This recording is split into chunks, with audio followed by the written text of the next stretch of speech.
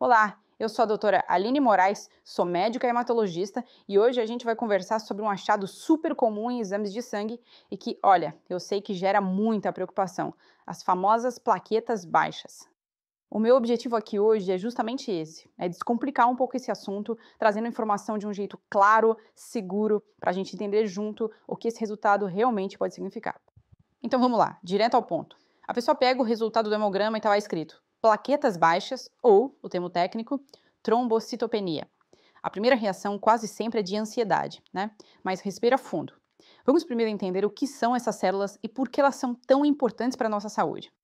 Pensa assim, ó, as plaquetas, que também são chamadas de trombócitos, são como uma equipe de primeiros socorros dentro do nosso sangue. Elas são produzidas lá na nossa fábrica de sangue, que é a medula óssea, e a missão principal delas é correr para qualquer lugar que tenha um machucado, um corte, para formar um tipo de tampão e parar o sangramento. Elas são absolutamente essenciais para a nossa coagulação. E quando é que a gente diz que as plaquetas estão baixas? Bom, o número de referência que a gente usa é 150 mil. Quando a contagem no exame vem abaixo de 150 mil por milímetro cúbico de sangue, aí sim a gente tem o que chamamos de trombocitopenia. Esse é o número que acende um sinal de alerta e nos diz que é preciso investigar um pouco mais a fundo. Certo, mas por que isso acontece? Por que as plaquetas podem baixar? Basicamente, existem três grandes motivos ou mecanismos que explicam essa queda. E entender qual deles está acontecendo é a chave para a gente chegar no diagnóstico certo. O primeiro mecanismo é bem direto, um problema na produção. É como se a fábrica, a medula óssea, não estivesse dando conta de produzir plaquetas suficientes. Isso pode ser por causa de doenças na própria medula, falta de vitaminas importantes como a B12 e o ácido fólico, ou até por infecções virais, como a dengue, por exemplo, que pode desligar temporariamente essa produção.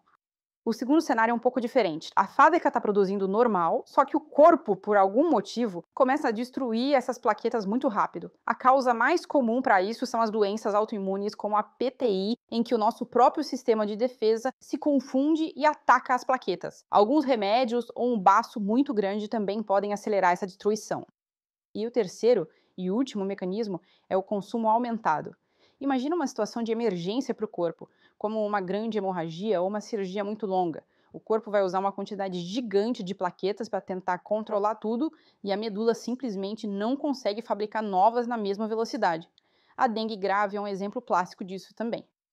Ok, já entendemos as possíveis causas, mas e na prática? Como é que essa queda de plaquetas aparece no nosso corpo? O que a gente precisa ficar de olho? Olha, os sintomas podem variar bastante dependendo do quão baixas as plaquetas estão. Em casos mais leves, o que a gente vê são aquelas manchas roxas que aparecem do nada, sabe? Ou os pontinhos vermelhos na pele, que a gente chama de petequias. Sangrar pelo nariz ou na gengiva ao escovar os dentes também é comum. Agora, em casos mais graves, com a contagem bem baixa, o risco aumenta e aí podem aparecer sangramentos mais sérios, como no estômago, intestino ou na urina. E aqui, um ponto de atenção muito importante. A hemorragia cerebral, embora seja rara, é um risco real, que geralmente acontece quando as plaquetas estão em níveis extremamente baixos. E só a existência desse risco, mesmo que pequeno, já mostra por que a gente nunca deve ignorar os sintomas e por que o acompanhamento com o especialista é fundamental. Então, como é que a gente, os médicos, desvendamos esse quebra-cabeça? Qual é o passo a passo para chegar no diagnóstico e, claro, no tratamento certo? Tudo começa com uma boa conversa, para entender todo o histórico da pessoa, os remédios que ela usa. Depois, a gente analisa o hemograma com muita calma, às vezes olhando as células diretamente no microscópio. Quase sempre a gente pede exames complementares para checar como estão outros órgãos, como o fígado e rins. A investigação da medula óssea, que assusta um pouco, fica só para casos bem específicos, quando a gente realmente precisa. E aqui está a mensagem mais crucial de todas, a que eu realmente quero que fique gravada: o tratamento não é para aumentar as plaquetas. O tratamento é para a causa do problema. Não existe uma fórmula mágica, uma receita de bolo que sirva para todo mundo. E isso fica super claro quando a gente olha essa tabela. Por exemplo, se a causa é autoimune, a gente usa remédios para acalmar o sistema de defesa, como os corticoides. Se o problema é falta de produção por deficiência de alguma vitamina, a solução é simples: repor essa vitamina. Percebe como cada mecanismo pede uma atitude completamente diferente? E tudo isso nos leva então à etapa final, que talvez seja a mais importante dessa nossa conversa: o papel do médico especialista em tudo isso.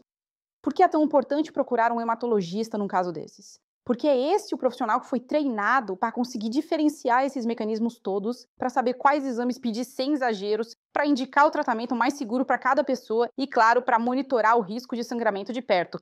Então, a gente volta para aquela pergunta lá do começo: plaquetas baixas é um sinal simples ou é um indício de algo mais grave? A resposta é: pode ser qualquer uma das duas coisas. E é exatamente por isso que o próximo passo tem que ser muito claro.